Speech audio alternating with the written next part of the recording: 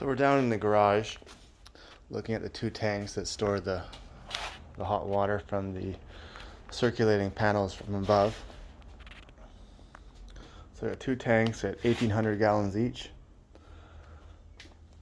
and they're both about 130 degrees right now.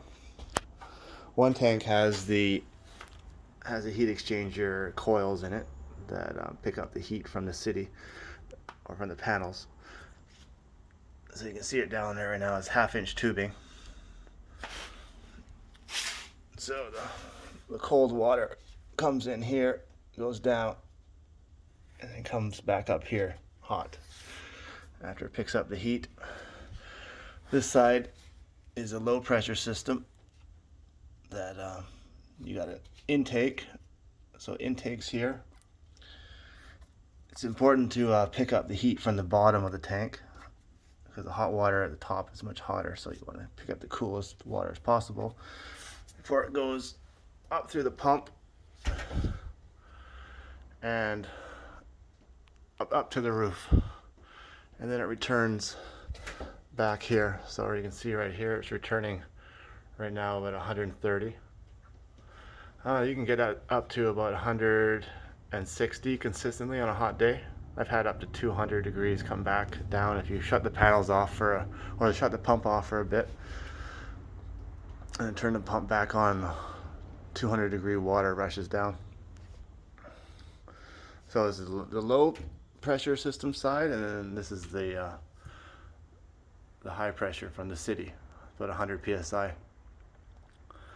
Like I say, it comes down the blue into the tank, goes through the heat exchangers, and comes back hot, and then goes back into the house right here.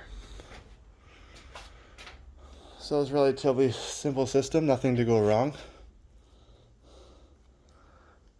Probably the biggest problem with this thing is air in the panels. Creates an airlock, hard to push the water through. So it takes a bit of time to get it out. Still working kind of on the kinks of that. But overall, I'm pretty happy with the system. I think it's kind of a way forward to easily pick up heat without using natural gas. I'd recommend this for any new construction. Just take some tanks, put some tanks under the garage and a few panels on the garage, and you'd have probably 8 months of the year you'd have a pretty hot water coming out of these tanks with the heat exchanger. Definitely reduces the load on the boilers. So the heat rise right now there's zero. I don't have any. The boilers don't have to use any heat rise to bring it up to temperature. But in the winter time, you would probably have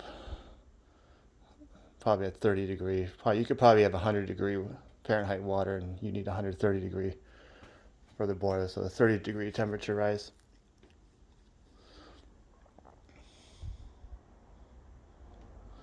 All right, well, let me know what you think. All right, bye.